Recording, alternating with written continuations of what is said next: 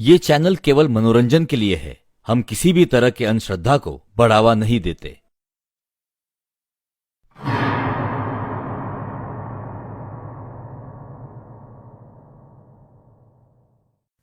ये कहानी है जगदीश की। 19 साल का जगदीश एक छोटे से गांव में अपने माता पिता के साथ रहता था।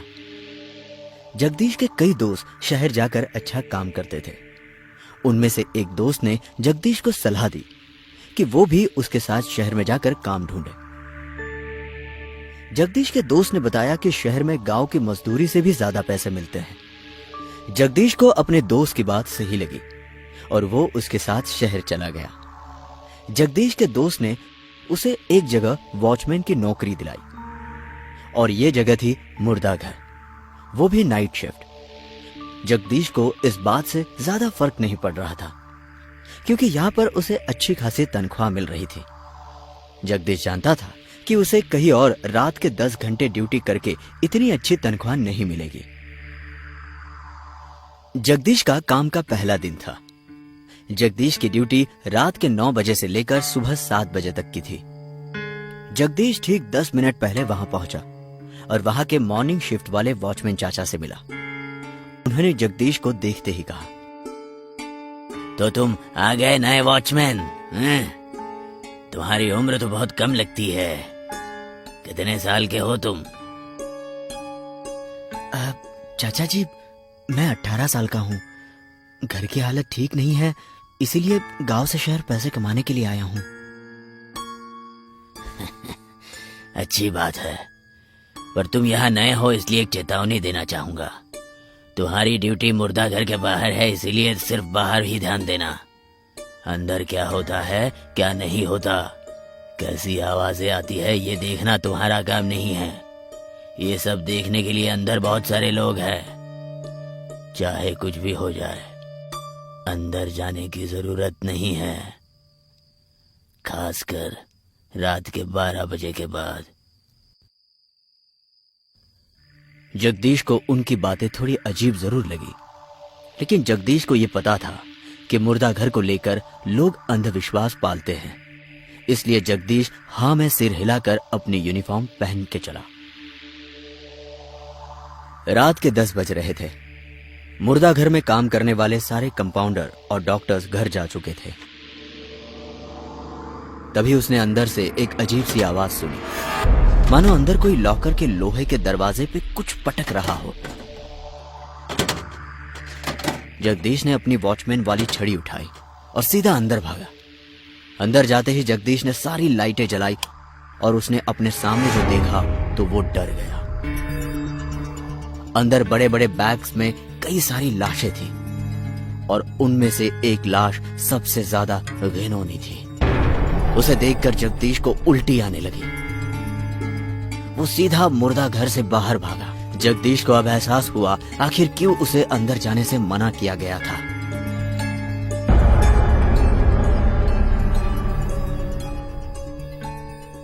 रात के ठीक 12 बज रहे थे। अब जगदीश को नींद आने लगी। जगदीश की आग लगी ही थी कि तभी उसने फिर से आवाज सुनी। इस बार जगदीश ने तय किया कि वो अंदर नहीं जाएगा, बल्कि बाहर से ही अंदर झांक कर देखेगा कि आखिर मांजरा क्या है। जगदीश ने अपनी वॉचमैन वाली छड़ी उठाई और मुर्दाघर की खिड़कियों से अंदर झांकने लगा। अंदर झांकते ही जगदीश ने देखा कि एक आदमी मुर्दाघर के लॉकर को खोलकर उन लाशों के साथ कुछ कर रहा है।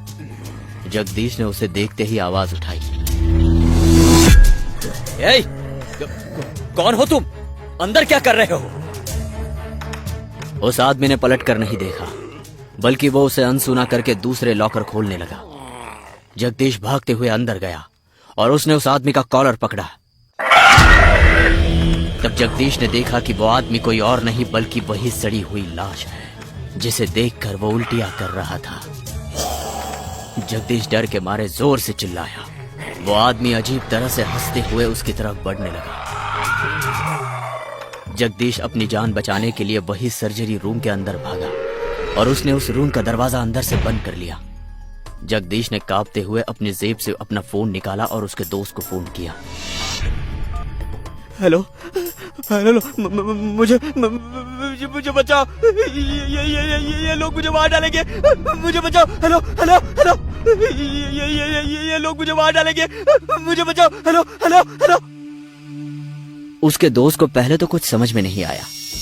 उसने उसे शांत करते हुए उसके साथ क्या क्या हुआ ये पूछा, और जब जगदीश ने उसकी सारी बात बताई तो उसके दोस्त ने उसे उसी कमरे के अंदर रुककर उसका इंतजार करने को कहा।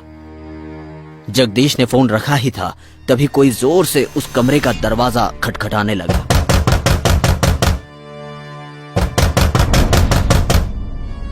जगदीश ने यह आवाज अनसुनी कर दी और उसने अपने कान बंद कर लिए, लेकिन फिर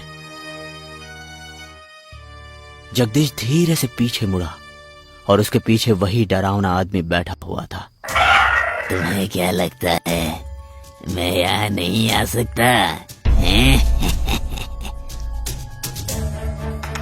जगदीश फिर से भागते हुए उस कमरे से बाहर आया और इस बार उसके सामने जो नजारा था उसे देखकर जगदीश के दिल की धड़कन रुक गई। लॉकर वाले कमरे में सारी डेड बॉडीज अपने लॉकर से बाहर आ चुकी थी। जगदीश ने पीछे मुड़कर भागने की सोची, लेकिन इस बार उसके पीछे वही घिनौनी चेहरा वाला आदमी खड़ा था।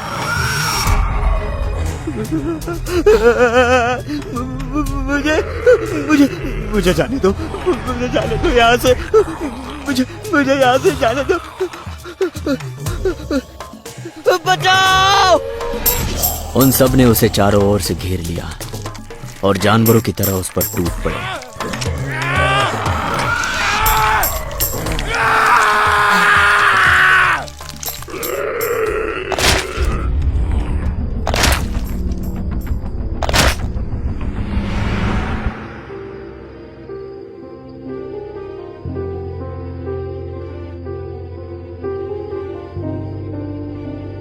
कई सारे लोग एक जगह घेरा बनाए खड़े थे।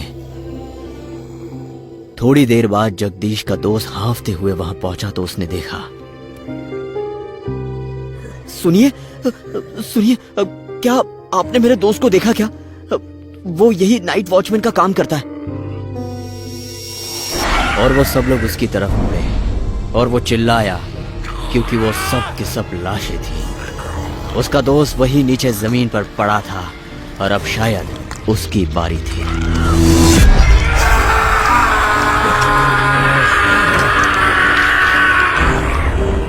अगले दिन जब वहां पर काम करने वाले बाकी कर्मचारी पहुंचे तो उन्होंने देखा,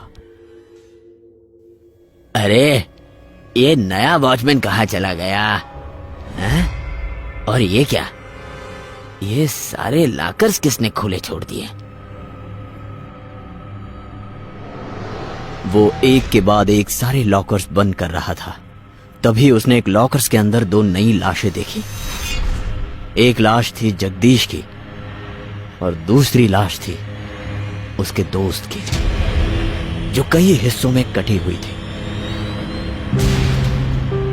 अरे साहब, ये वॉचमैन तो मर गया।